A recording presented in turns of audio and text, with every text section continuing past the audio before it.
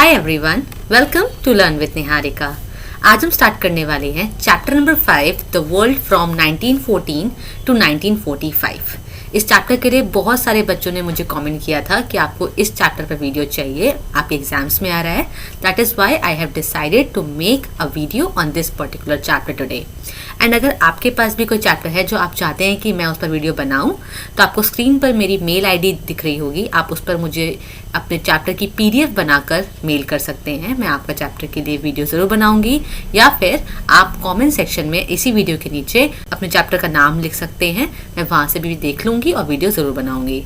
And before we start this video, अभी मैं आपको स्क्रीन पर वो कुछ कमेंट्स दिखा रही हूँ जो मुझे लास्ट वीक बच्चों ने किए हैं। Thank you so much for your comments, and ऐसे ही कमेंट्स करते रहिए। एंड मोस्ट इम्पॉर्टेंटली, अगर आपके कोई क्लासमेट्स हैं, सिबलिंग्स हैं जिनके ये चैप्टर एग्जाम में आ रहा है, so please do share this video. अगर आपको ये वीडियो अच्छी लगती है, आपके काम आती है, आपको इससे नॉलेज मिलती है, so do like this video. And अगर आपने अभी तक मेरे चैनल को सब्सक्राइब नहीं किया है, please go and subscribe to my channel. So let's get started.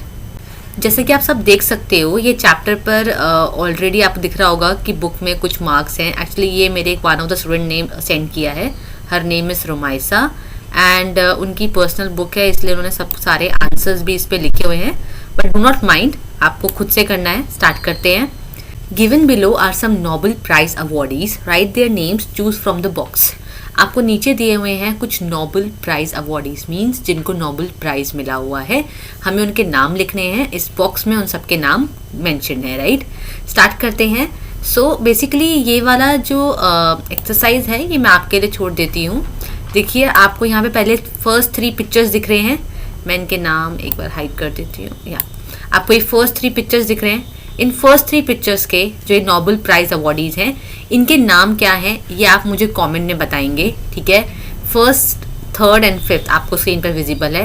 ये ऑप्शन जो ऊपर दिए हुए हैं, इनमें से आपको चूज करना है कि इनके नाम क्या हैं। सो आप ऐसे लिखते हैं आंसर कि नंबर 1 इसका आंसर ये है, नंबर 2 ये, नंबर 3 ये। एंड साथ ही साथ मैं आपको और भी दिखा देती हूँ जो बाकी के हैं। These are others. इन सब के आपको जो है नाम कमेंट्स में लिखने हैं। आगे बढ़ते हैं। So our chapter starts from here.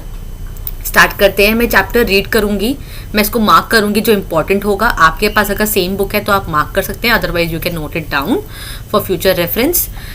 The first half of the 20th century changed the course of world history। मतलब कि जो फर्स्ट हाफ है 20th सेंचुरी का, जो फर्स्ट हाफ है, right, starting of the 20th century, change the course of world history. इसने world की history को चेंज कर दिया। 2 world wars were fought that caused huge devastation and loss of human life and materials।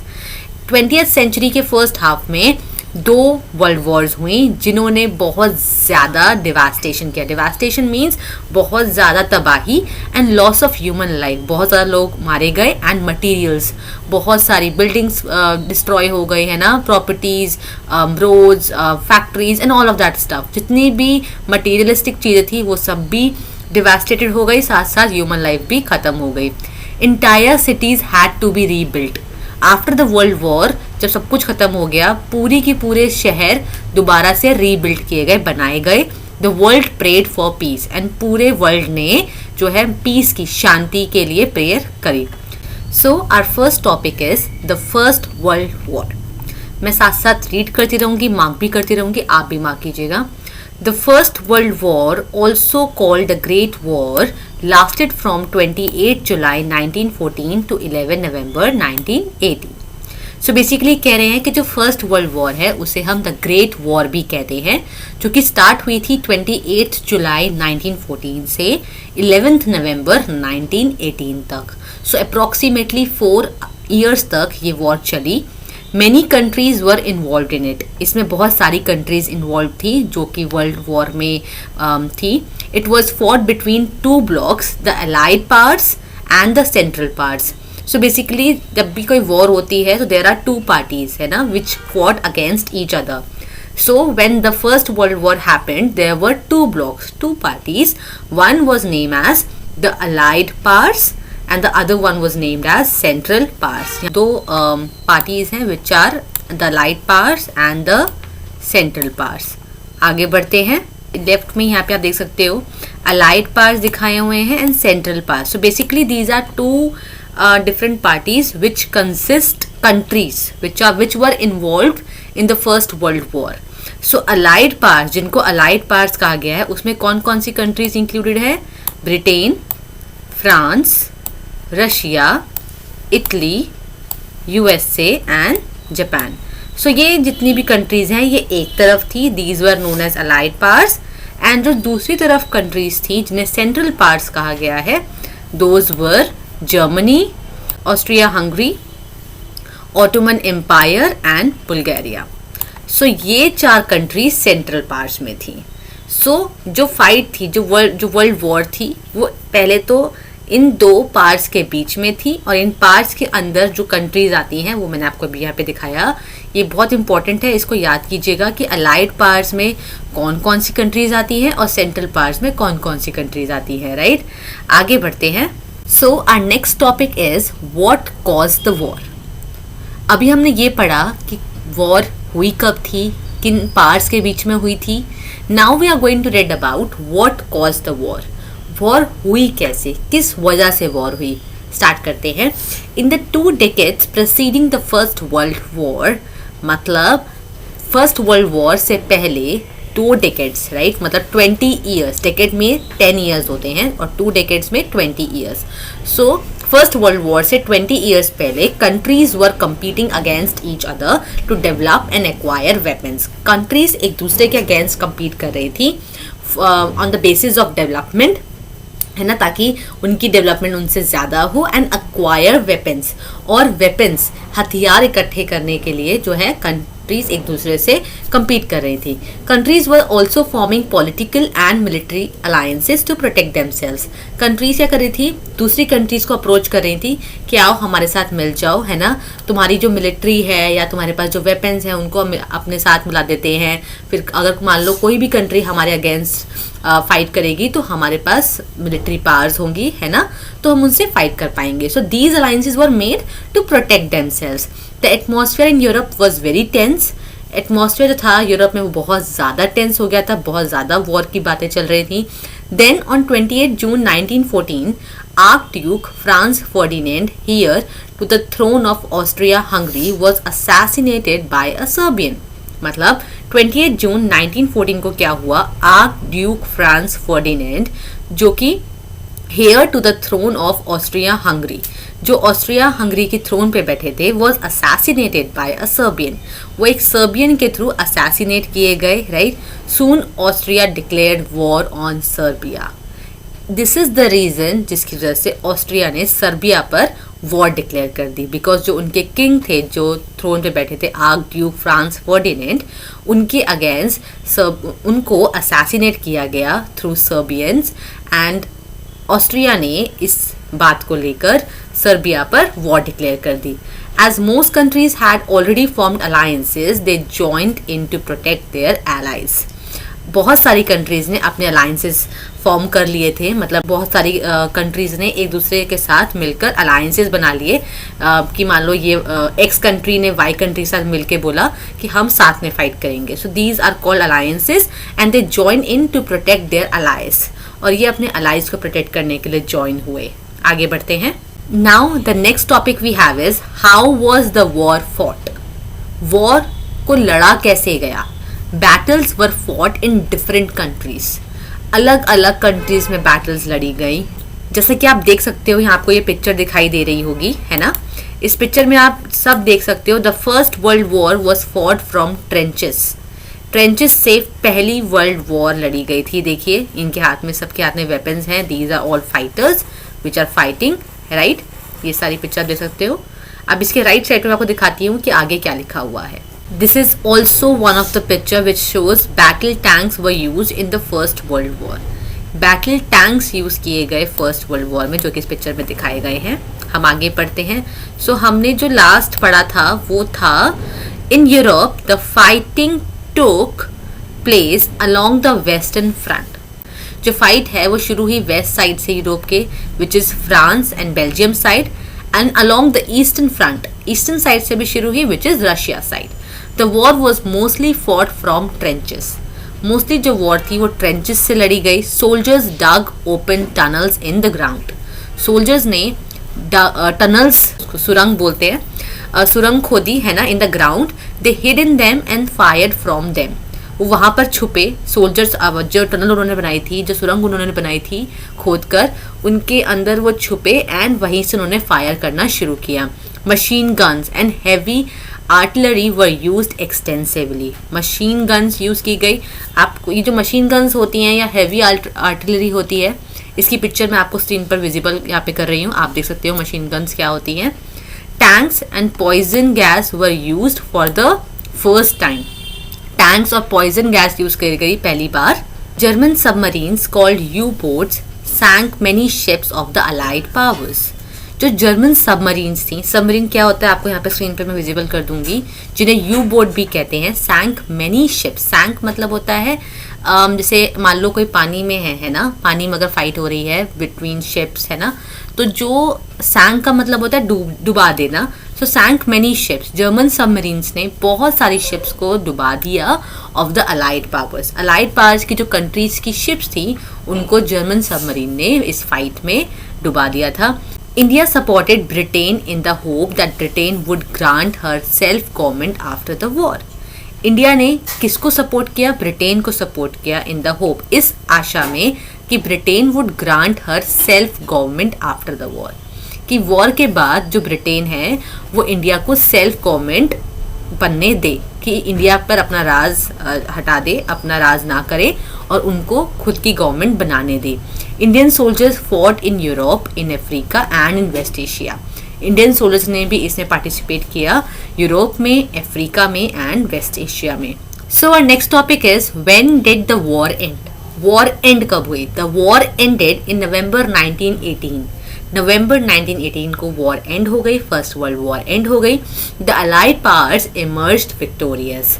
और जो allied powers थे उनकी जीत हुई और सेंट्रल पावर्स हार गए. Both sides signed an armistice. Armistice क्या होता है? It's a kind of a document जो कि दोनों पार्टी साइन करती हैं एंड अग्री करती हैं कि अब हम और फाइट नहीं करेंगे, we won't fight further. So this is a kind of a document जो दोनों पार्टीज ने, मतलब दोनों पावर्स ने, allied powers and central powers, both have signed on this document. Next topic we have is the interwar years. After the war, a peace conference was held in Paris. War के बाद एक conference रखी गई शांति के लिए, जो कि रखी गई पेरिस में. The Treaty of Versailles was signed between Germany and the allied powers. Treaty of Versailles is a kind of a document जो कि साइन किया गया किसके बीच में? जर्मनी और अलाइड पावर्स के बीच में साइन किया गया. आगे देखते हैं. Germany was blamed for the war and severally punished. इस वॉर के लिए जर्मनी को ब्लेम किया गया और बहुत बुरी तरीके से पनिश भी किया गया. The main terms of the treaty were as follows. So treaty is basically a kind of a document, ठीक है, जिसमें कुछ मेन टर्म्स थे जो कि फॉलो किए गए. So the first term was Germany would have to pay a heavy fine. मतलब इस पूरी वॉर के लिए ब्लेम किया गया जर्मनी को और ये बोला गया कि जर्मनी को जो है फाइन भरना पड़ेगा. It could not increase its military forces. और ये अपनी मिलिट्री फोर्सेस को इंक्रीज नहीं कर सकते. Some of its territory were to be occupied by the allied powers. और अलाइड पावर्स की जो कंट्रीज थी वो इसकी कुछ टेरिटरी को ऑक्यूपाई कर सकते हैं. सो ये जो कुछ पॉइंट्स है, ये 3 points are very very important that were mentioned in the treaty which was signed. और जर्मनी को बोला गया that these two has to be followed. तो इसमें था कि Germany would have to pay a heavy fine, Germany को heavy fine भरना पड़ेगा. It could not increase its military forces, अपनी मिलिट्री फोर्सेस को वो इंक्रीज नहीं कर सकते. Some of its territory were to be occupied by the allied powers. और उसकी कुछ टेरिटरीज जो है वो अलाइड पावर्स ऑक्यूपाई करेंगे. The first world war shook the world. और जब फर्स्ट वर्ल्ड वॉर हुई तो पूरा वर्ल्ड हिल गया.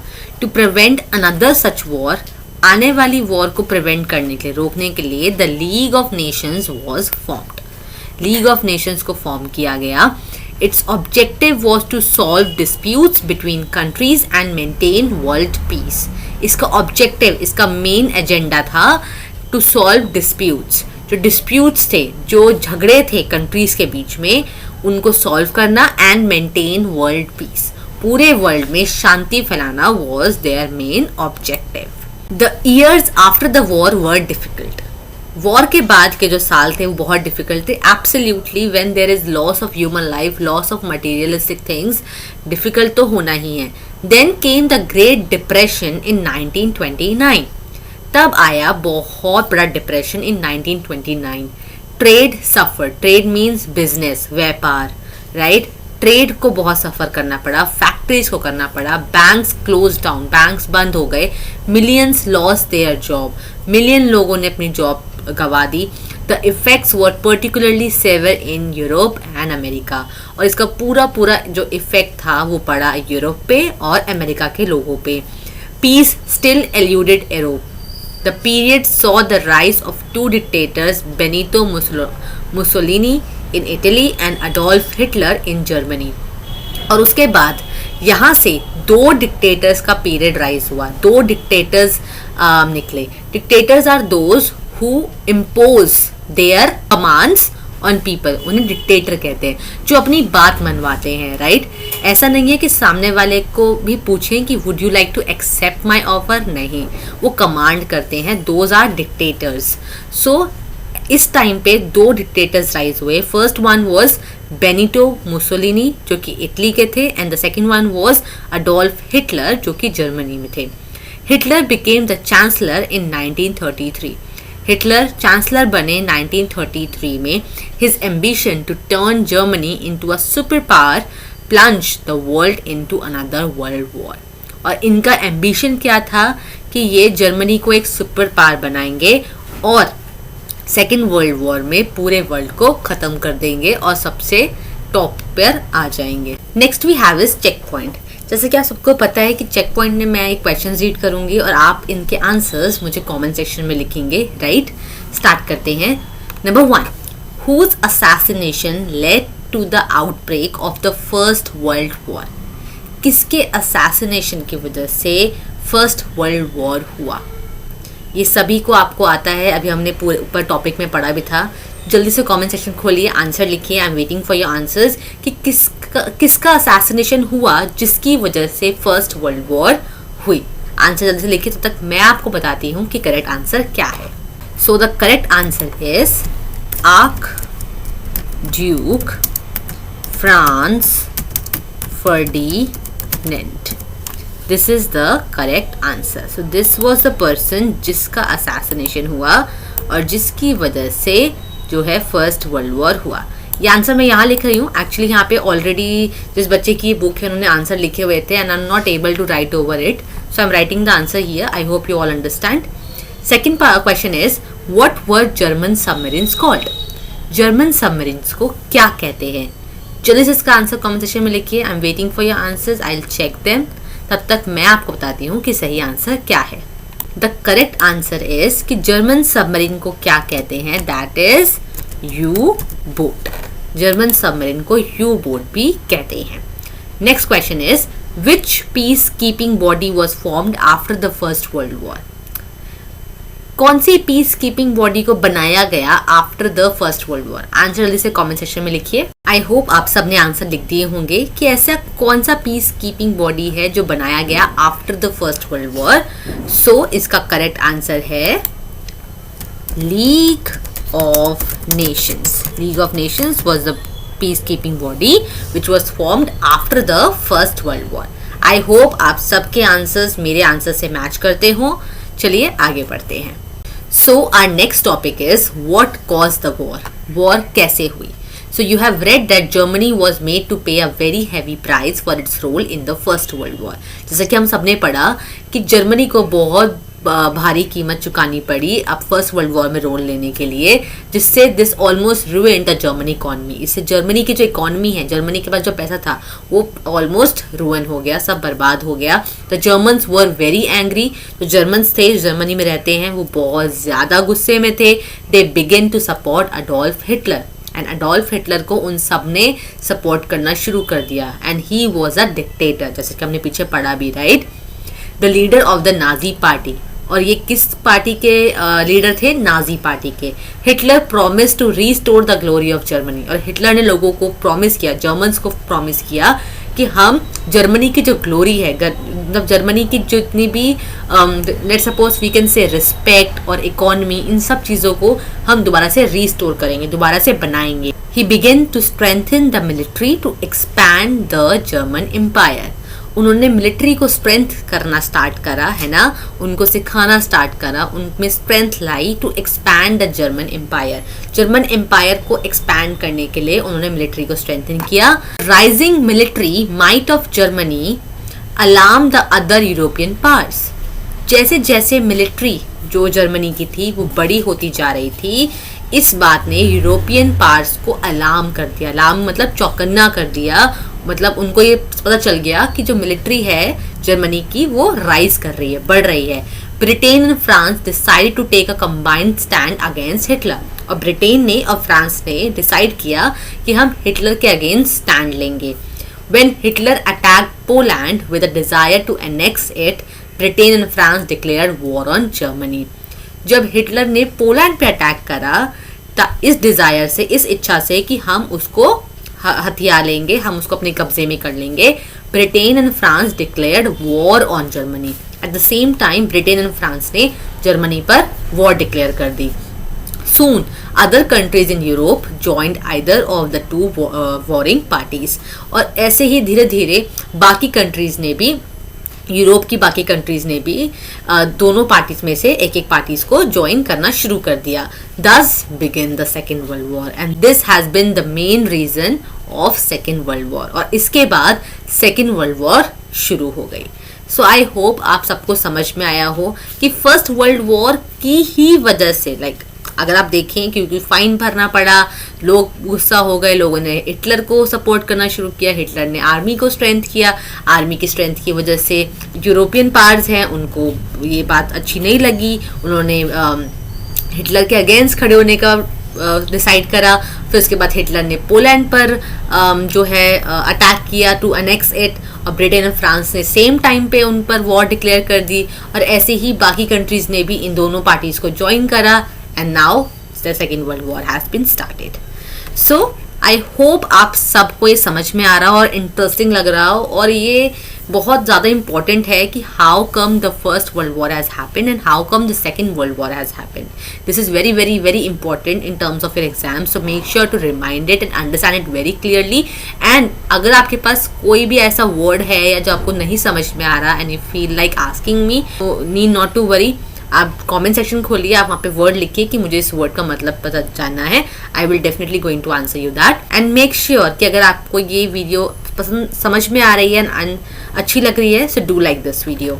नेक्स्ट हमारे पास जो है यहाँ पे आपको दिखाई दे रहा होगा allied powers and axis powers. इनमें कौन कौन सी कंट्रीज इन्वॉल्व हैं ये हमें यहाँ पर दिखाया गया है, राइट। अलाइड पावर्स में कंट्री कौन कौन सी देखिए, Britain, France, Soviet union, USA. और एक्सेस पावर्स में कौन कौन है, Germany, Italy and Japan. So these were the two powers in the second world war. आगे बढ़ते हैं। जैसे कि आप सब देख सकते हो स्क्रीन पे, हमारा जो नेक्स्ट टॉपिक है which is 1914 to 1945, what happened when, कब क्या हुआ। आइए इसको पढ़ते हैं, समझते हैं। जैसे कि आप सब देख सकते हो, जो फर्स्ट डेट है हमारे पास दैट इज 28 जून 1914। तब क्या हुआ था, arc Duke Franz Ferdinand assassinated, the first world war begins. Arc Duke Franz Ferdinand को असैसिनेट किया गया, जिसकी वजह से फर्स्ट वर्ल्ड वॉर हुआ। Next is this one, the armistice signed, the first world war ends. अब यहाँ पर क्या दिखा रहे हैं कि जो आर्मिस्टिस है वो डॉक्यूमेंट है जो साइन किया गया दोनों पार्टी से कि we will not fight again, उसके बाद फर्स्ट वर्ल्ड वॉर एंड हो गई। Now here we come 1919. So this was 1918 and this is 1919. Paris Peace Conference held. Paris में Peace Conference हुई। The Treaty of Versailles signed. The Treaty of Versailles signed हुआ, ये document है। League of Nations formed, और League of Nations which is a peace keeping body जो form किया गया after the first world war. That is 1922। Benito Mussolini appointed prime minister of Italy. 1922 में Benito Mussolini जो थे वो Italy के prime minister appoint हुए and at the same time Adolf Hitler जो थे was also appointed as a dictator in Germany. Next we have is 1929 to 33 the Great Depression. यहाँ पर जो Great Depression है वो स्टार्ट हुआ बिकॉज ऑफ कोर्स ये बात है ये तब का टाइम है जब वॉर खत्म हो चुकी थी एंड उसके बाद लोगों के पास जॉब्स नहीं थे, बैंक्स बंद हो चुके थे, फैक्ट्रीज एग्जॉस्ट हो चुकी थी, है ना, सब कुछ तहस नहस हो चुका था. That is why it is known as the great depression. आगे बढ़ते हैं. So next topic we have is how was the war fought? War लड़ी कैसे गई? अभी सेकेंड वर्ल्ड वॉर की बात हो रही है. The war was fought on land, air and water. 3 तरीके से लड़ाई लड़ी गई, land, air and water. Poison gas was used on soldiers and civilians alike. दोनों पार्टीज की तरफ से, चाहे वो अलाइड पावर्स हो चाहे वो एक्सेस पावर्स हो, दोनों की तरफ से सोल्जर्स और सिविलियंस होते हैं जो नॉर्मल लोग होते हैं वहाँ के रहने वाले लोग, उन पर पॉइजन गैस, जहरीली गैस छोड़ी गई. There were air raids and bombs were dropped on cities. Bombs छोड़े गए ऊपर से सिटीज पर. Many cities were razed to the ground. बहुत सारी सिटीज को तहस नहस कर दिया, मिट्टी मिट्टी कर दिया, मतलब जो बिल्डिंग्स थी वो टूट के ज़मीन पर बिखर गई. Warships and submarines were used by both sides to gain advantage at sea. और सी में, समुद्र में वॉरशिप्स, एक होती है नॉर्मल शिप जिससे आप एक जगह से दूसरी जगह ट्रैवल करते हो, एक होती है वॉरशिप जो बेसिकली बिल्ट ही वॉर के लिए की जाती है, लड़ाई के लिए की जाती है. वॉरशिप यूज़ करी गई, सबमरीन यूज़ करी गई, जो कि दोनों साइड से यूज़ करी गई. एक्सेस पावर ने भी यूज़ करी, लाइट पावर ने भी यूज़ करी टू गेन एडवांटेज, फ़ायदा लेने के लिए at sea. Now Hitler held the Jews responsible for Germany's misfortunes. Hitler ने किसको रिस्पॉन्सिबल ठहराया जर्मनी के इस हालत के लिए? ज्यूज को. He had them sent to labour on concentration camps. और हिटलर ने, जो वहाँ का डिक्टेटर था, उसने सभी लेबर को कहाँ भेज दिया? लेबर पर, या फिर से कहते हैं कॉन्सेंट्रेशन कैंप्स में भेज दिया. चलिए आइए पढ़ते हैं अब आगे क्या हुआ. The conditions in these camps were inhuman. So Hitler ने ये ऑर्डर दिया कि ज्यूज को कॉन्सेंट्रेशन कैंप्स में भेज दो. अभी जो कॉन्सेंट्रेशन कैंप्स थे इनकी कंडीशंस इनह्यूमन थी, मतलब इंसान के रहने लायक की जगह थी ही नहीं. तो ज्यूज वर टॉर्चर्ड. ज्यूज को टॉर्चर किया गया. It is estimated that more than 6 million Jews died in these camps. ऐसा अनुमान लगाया जाता है कि 6 मिलियन से भी ज़्यादा ज्यूज इन कैंप्स में मारे गए. This event is known as the Holocaust. इस इवेंट को हॉलोकॉस्ट कहते हैं. There are many stories of heroes who help Jewish people to hide and escape concentration camps. और ऐसी बहुत सारी स्टोरीज हैं जहाँ पर ज्यूश को काफ़ी सारे हीरोज, मतलब काफ़ी सारे ऐसे महान लोग जिन्होंने ज्यूश की हेल्प करी, उन्हें हाइड करने में, छुपाने में, एस्केप करने में, वहाँ से छुड़ाकर भगा ले जाने में भी हेल्प करी कॉन्सेंट्रेशन कैंप से. Carry ten boom was one such hero. तो यहाँ पे नाम दिया हुआ है कॉरी टेन बूम, जो उनमें से एक थे जिन्होंने ज्यूश लोगों की हेल्प करी to hide and escape from concentration camps. I hope ये आप सबको समझ में आया हो. आगे बढ़ते हैं. The war also spread to the Pacific region. War जो है पैसिफिक रीजन की तरफ भी स्प्रेड होने शुरू हो गई. Japan won major victories here. और यहाँ पे मेजरली कौन जीता? जापान जीता. On 7 December 1941 Japan attacked Pearl Harbor, America's naval base in Hawaii. Japan ने 1941 7 दिसंबर को पर्ल हार्बर पर अटैक किया, जो कि बेसिकली अमेरिका का नेवल का बेस है जो कि हवाई में है. This led USA to join the war on the side of the Allied powers. और जिसकी वजह से USA को Allied powers की तरफ से ज्वाइन होना पड़ा और वॉर में शामिल होना पड़ा. तो our next topic is when did the war end? War end कब हुई, खत्म कब हुई? Germany had the upper hand in the war till mid 1942. Germany जो है सबसे टॉप पे रहा वॉर में. कब तक? 1942 के मिड तक. After this the Allied. अब आगे का जो है वो नेक्स्ट पेज पे है, उसको पढ़ने से पहले let us read the fact wise. एने फ्रैंक एक नॉवल भी है जो कि आने वाले क्लास में 9th या 11th में हम इसे पढ़ते हैं एज अ नॉवल, या फिर चैप्टर में भी आता है इंग्लिश के. I am not sure right now, but yes. Anne Frank was a Jewish girl. Anne Frank वो एक ज्यूइश गर्ल थी. To escape the Nazis Nazis से एस्केप होने के लिए, बचने के लिए, बिकॉज दैट वाज हिटलर। तो to escape the Nazis her family went into hiding in. Nazis से बचने के लिए इनकी फैमिली छुपने के लिए चली गई। In 1942 they were found out and sent to a concentration camp. इनको ढूंढ लिया गया और कॉन्सेंट्रेशन कैंप में भेज दिया। Anne died there in 1945 and in 1945 में उनकी डेथ हो गई। The diary she wrote in hiding was published as the diary of a young girl. और in the middle of 1942 to 1945, इसके बीच में जब वो कॉन्सेंट्रेशन कैंप में थी और उनके साथ क्या क्या हुआ वहाँ पे, वो सब उन्होंने अपनी डायरी में लिखा और उस डायरी का नाम है the diary of a young girl which was published. जैसा कि मैंने बताया कि नॉवल भी है, so yes this is a novel. आप इसको गूगल पे सर्च भी कर सकते हैं। तो this was a great fact कि किसी लड़की ने इस तरीके से अपनी जर्नी लिखी कि वहाँ पे क्या क्या होता है, क्या क्या नहीं होता है, इन्होंने क्या क्या झेला। This was all written in her novel which is the diary of a young girl. So before we move further with the paragraph, हम एक बार ये पिक्चर देख लेते हैं जो नेक्स्ट पेज पे थी। यहाँ पे लिखा है 1933। सो 1933 में क्या हुआ? Adolf Hitler appointed chancellor of Germany. Adolf Hitler जो थे वो जर्मनी के चांसलर अपॉइंट हुए। 1939 में क्या हुआ? Germany attacks Poland. जर्मनी ने पोलैंड पे अटैक कर दिया। The second world war begins. यहाँ से सेकेंड वर्ल्ड वॉर जो है वो शुरू हो गया। यहाँ पे है 1941। 1941 में क्या हुआ? Japan attacks Pearl Harbor. Japan ने पर्ल हार्बर पे अटैक किया which was USA joins the war, जिससे यूएसए ने वॉर में ज्वाइन किया। And then we have 1945, the last year of the war. Germany surrenders. Germany ने सरेंडर कर दिया। Hiroshima and Nagasaki bomb. Hiroshima और नागासाकी पर बॉम्ब। ये आपको थोड़ा सा समझ में नहीं आ रहा होगा 1945 वाला part, because we are about to read it, पर फिर भी आपको बता देती हूँ कि हिरोशिमा एंड नागासाकी पर बॉम्ब फेंके गए। जापान ने सरेंडर कर दिया, मतलब हार मान ली। The war ends. वॉर खत्म हो गई। The United Nations formed and after the second world war United Nation बनाया गया। अब ये क्या है, कैसे है, हम आगे रीड करते हैं और फिर समझते हैं। After this the allied powers recovered. इस सेकेंड वर्ल्ड वॉर के बाद अलाइड पावर ने रिकवर किया and dealt a crushing defeat to Germany and Japan. और किसके साथ डील करी? जो crushing defeat to Germany and Japan. Germany और जापान को जो उन्होंने हराया है उसके साथ इन्होंने डील करी। At the beginning of 1945, Hitler knew that he could not win. 1945 के शुरुआत में ही हिटलर को ये पता चल गया था कि वो नहीं जीतने वाला। He committed suicide in April, and due to which उन्होंने अप्रैल में सुसाइड कर ली। On 7th May 1945, Germany surrendered. उनके लीडर ने ही सुसाइड कर ली तो उनका तो कोई अब बचा ही नहीं कि वो आगे फाइट करें। सो जर्मनी ने सरेंडर कर दिया, हार मान ली। Japan however continue to fight in the Pacific reason.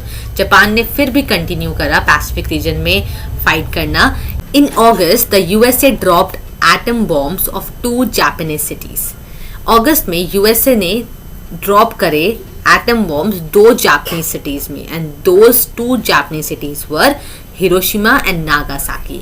ठीक है, तो जापान ने जैसे कि फाइट किया था यूएसए के साथ, तो यूएसए ने फाइट बैक किया है एंड किस पर बॉम्ब फेंके? Hiroshima and Nagasaki which were the 2 cities of Japan. आगे बढ़ते हैं। बिफोर वी मूव फर्दर, जैसे कि आप सब देख सकते हो यहाँ पे है अ कॉन्सेंट्रेशन कैंप इन पोलैंड। तो कॉन्सेंट्रेशन कैंप कैसे होता था, कैसे लोगों को वहाँ रखा जाता था, आप इस पिक्चर में देख सकते हो, है ना। बेसिकली यहाँ पे ढंग से नहीं दिखाया गया है, बट हाँ अगर मुझे कोई पिक्चर मिलती है जो कि कॉन्सेंट्रेशन कैंप का क्या होता है वहाँ पे वो दिखाए, तो मैं यहाँ पे स्क्रीन पर विजिबल करा दूंगी, आप सबको दिखा दूंगी, आप सब देख सकते हैं। मैंने ये पिक्चर यहाँ पर स्क्रीन पर दिखा दी है, आप सब देख सकते हैं कि इस तरीके से कॉन्सेंट्रेशन कैंप जो थे वो पोलैंड में थे। आगे बढ़ते हैं। This force Japan to surrender, जिसकी वजह से जापान को सरेंडर करना पड़ा। Bringing the war to an end, और इससे वॉर का एंड हो गया। Efforts to set up a peace organization had begun during the war itself, और एक ऐसी ऑर्गेनाइजेशन बनाई जिससे कि पूरे वर्ल्ड में पीस हो। ये एफर्ट्स शुरू हो गए थे वॉर से ही, जैसे ही सेकेंड वर्ल्ड वॉर स्टार्ट हुई तभी से ये एफर्ट्स स्टार्ट हो गए थे। On 24 October 1945 the United Nations was formed. इस डेट को यूनाइटेड नेशन जो है वो फॉर्म किया गया। यूनाइटेड नेशंस पे मैंने पूरा एक चैप्टर बनाया है जिसका लिंक आपको डिस्क्रिप्शन से मिल जाएगा या मेरे चैनल के प्लेलिस्ट पे मिल जाएगा, वहाँ से आप समझ सकते हो कि यूनाइटेड नेशन काम क्या करता है। Like the League of Nations, its main objective was to maintain world peace. League of nation की तरह ही यूनाइटेड नेशन का काम क्या है, इसका मेन ऑब्जेक्टिव है to maintain peace and prevent the recurrence of another world war. World में peace maintain करना और दूसरी ऐसी वॉर को ना हो उसको रोकना यूनाइटेड नेशन का काम है. You will read about the United Nations in lesson 7. जैसा कि उन्होंने बताया भी कि आप आने वाले चैप्टर में पढ़ोगे, पर इस चैप्टर की वीडियो मैं ऑलरेडी बना चुकी हूँ, लिंक डिस्क्रिप्शन में मिल जाएगा. Make sure to watch it. आगे आप देख सकते हो हमारे पास ये कुछ पिक्चर है which shows the atomic bomb mushroom cloud over Nagasaki after it was bombed on 9 अगस्त 1945. तो जब यूएसए ने नागासाकी पर बॉम्ब फेंका था तो इस तरह से कुछ पिक्चर्स आई थी. इस तरीके से जो है बॉम्ब एक्सप्लोड हुआ था and this was not at all good. आगे देखते हैं. As you all can see chapter खत्म हो चुका है. आई होप आप सबको ये चैप्टर अच्छा लगा हो और आपको समझ में आया हो. काफ़ी सारे बच्चे चैप्टर मांग रहे थे, that is why I have made the video today. And if you like this video, आपको समझ में आई हो, आपके काम आई हो, आपके एग्जाम में हेल्प आई हो इससे, so please like this video. Do share this video with your friends, siblings, classmates, so that कि उनके भी चैप्टर काम आए, उनको भी समझ में आए. साथ साथ अगर आपको इसमें से कुछ नहीं समझ में आता, no need to worry about, आप कमेंट कर सकते हैं. I will reply on the comments. As well as अगर आपके पास कोई चैप्टर है जो आप चाहते हैं कि मैं उस पर वीडियो बनाऊं, आपको स्क्रीन पर मेरी मेल आईडी दिख रही होगी. आप PDF बनाकर अपने चैप्टर का मुझे मेल कर सकते हैं या फिर आप मुझे कमेंट में भी बता सकते हैं. Last but not the least, अगर आपने मेरे चैनल को अभी तक सब्सक्राइब नहीं किया है, so please go and subscribe to my channel. And most importantly, आपको मेरी स्क्रीन पर इंस्टाग्राम आईडी दिख रही होगी जिस पर मैं सारे अपडेट्स डालती हूँ कि मेरी नेक्स्ट वीडियो कब आएगी, कौन से चैप्टर पर आएगी. So make sure to follow me on Instagram. आपको लिंक डिस्क्रिप्शन से मिल जाएगा. Thank you for watching this video. Will meet in the next video. Bye bye.